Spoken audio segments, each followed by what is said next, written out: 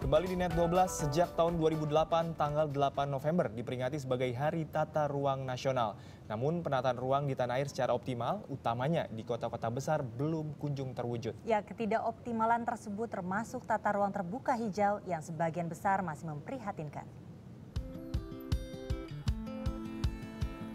Kesibukan, kemacetan, hingga polusi udara identik dengan wajah kota Jakarta.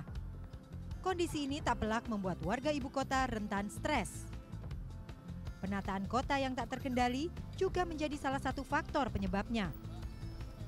Kalau sudah begini, keberadaan ruang terbuka hijau atau RTH yang ideal pun mutlak dipenuhi. Secara ekologis, RTH berfungsi sebagai daerah resapan air dan paru-paru kota. Secara sosial, RTH berupa taman kota dapat dimanfaatkan sebagai ruang interaksi sosial, rekreasi, serta olahraga. Hingga tahun 2013, luas RTH DKI Jakarta mencapai 9,8% dari total luas wilayah. Sementara, Undang-Undang Nomor 26 Tahun 2007 tentang penataan ruang mencantumkan setiap kota wajib memiliki ruang terbuka hijau minimal 30% dari total luas wilayahnya. Jika dirinci, 20% merupakan RTH publik dan 10% RTH privat yang dikelola masyarakat, seperti pekarangan rumah dan taman perkantoran. RTH Jakarta yang saat ini bahkan belum mencapai setengah dari kuota wajib, jelas masih jauh dari ideal. Padahal di tahun 1960-an, luas RTH Jakarta sebesar 35%. Seiring pertumbuhan kota, luas RTH mulai menyusut di era 80-an dan kian parah di era 90-an. Hal ini seiring maraknya pembangunan gedung yang kerap memanfaatkan lahan RTH, diantaranya pusat perbelanjaan dan apartemen.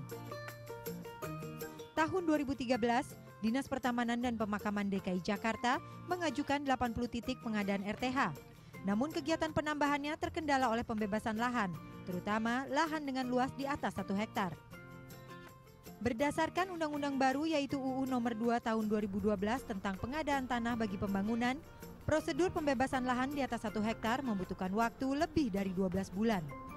Melalui perencanaan yang matang tentang pembebasan satu lahan. Jadi perencanaan itu harus kita sesuaikan dengan undang-undang yang baru. Undang-undang yang baru itu melalui pembebasan lahannya itu sekitar 350 hari. Nah, jadi perencanaannya itu mesti dari tahun sebelumnya baru masuk dalam proses penganggarannya pada tahun X-1. Meski terdapat berbagai kendala, pemerintah Provinsi DKI Jakarta dianggap telah menunjukkan komitmen dalam upaya meningkatkan RTH. Dari 1 tahun terakhir ini, kita melihat ada beberapa pengembangan signifikan yang cukup menjanjikan. Yaitu yang pertama, dengan adanya upaya revitalisasi Waduk Pluit dan juga Waduk Riario, ini cukup menambah ruang terbuka hijau secara signifikan, termasuk taman kotanya ya. Belum kalau kita hitung umpamanya penambahan taman-taman kota di kelurahan yang luasannya cukup kecil, biarpun kecil tapi sangat penting, yaitu sekitar 300-500 meter, tetapi ini sangat memenuhi kebutuhan masyarakat di perkampungan. Jika upaya pemenuhan RTH ideal dapat dijalankan pihak pemerintah secara konsisten, diperkirakan dalam 5 tahun ke depan, RTH wilayah DKI Jakarta dapat meningkat hingga 11%. Prima Sabrina, Ires Anggreni melaporkan untuk NET.